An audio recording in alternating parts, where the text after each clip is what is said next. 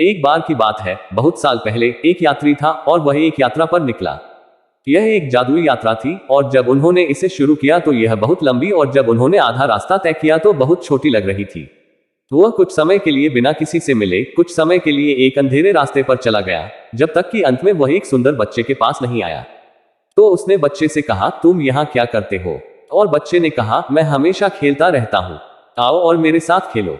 तो वह दिन भर उस बच्चे के साथ खेला और वे बहुत खुश थे। आकाश इतना नीला था, सूरज इतना चमकीला था, पानी इतना जगमगा रहा था, पत्ते इतने हरे थे, फूल इतने प्यारे थे और उन्होंने ऐसे पक्षियों के गायन को सुना और इतनी सारी तितलियों को देखा कि सब कुछ सुंदर था। यह ठीक मौसम में था।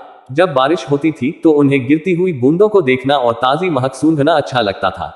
जब यह चलती थी तो हवा को सुनने में आनंद आता था और कल्पना करती थी कि यह क्या कहती है, जैसे यह अपने घर से भागती हुई आती है। वह कहाँ थी? उन्होंने आश्चर्य किया, सीटी बजाते हुए और गरजते हुए, बादलों को उसके आगे ले जाते हुए, पेड़ों को झुकाते हुए, चिमनियों में गड़गड़ाहट, घर को हिलाना और समुद्र को कोप से गर्जना।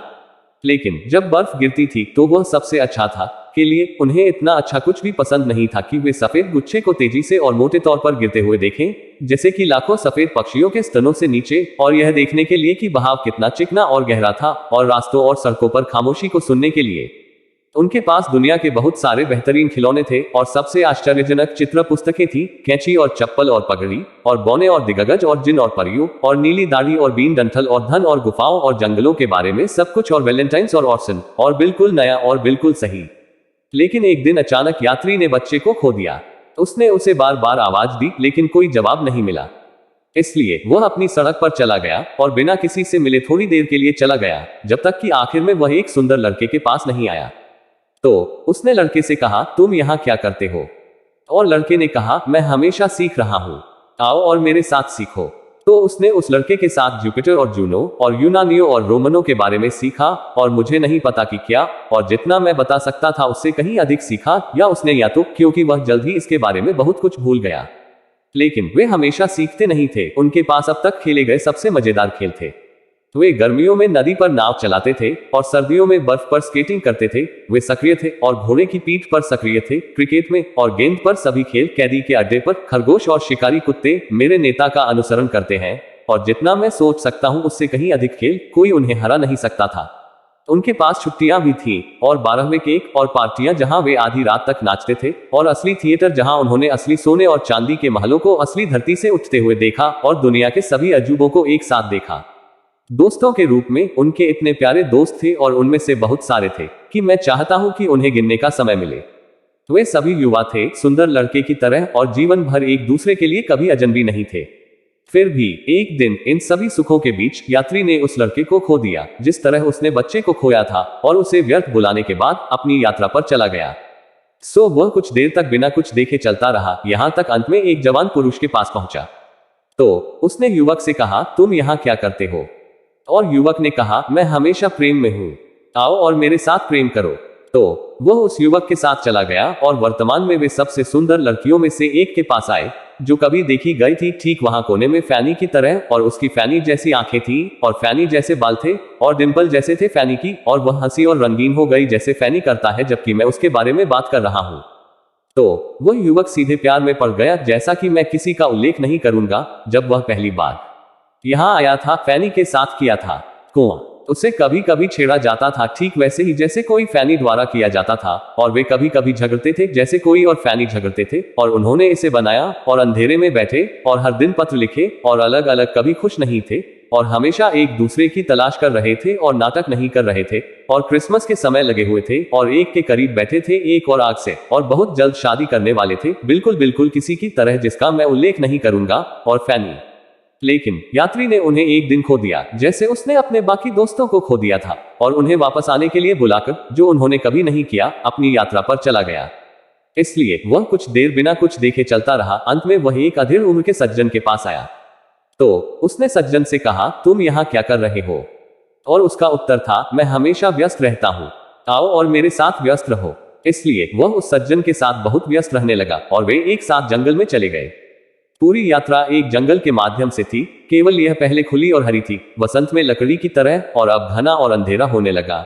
गर्मियों में लकड़ी की तरह, कुछ छोटे पेड़ जो जल्द ही निकल आए थे अब भूरे भी हो रहे थे।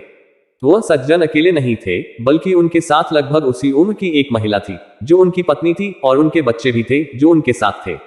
सो वे सब एक संग वन में से होकर वृक्षों को काटते और डालियों और गिरी हुई पत्तियों के बीच से मार्ग बनाते और बोझ उठाते हुए और परिश्रम करते हुए चले।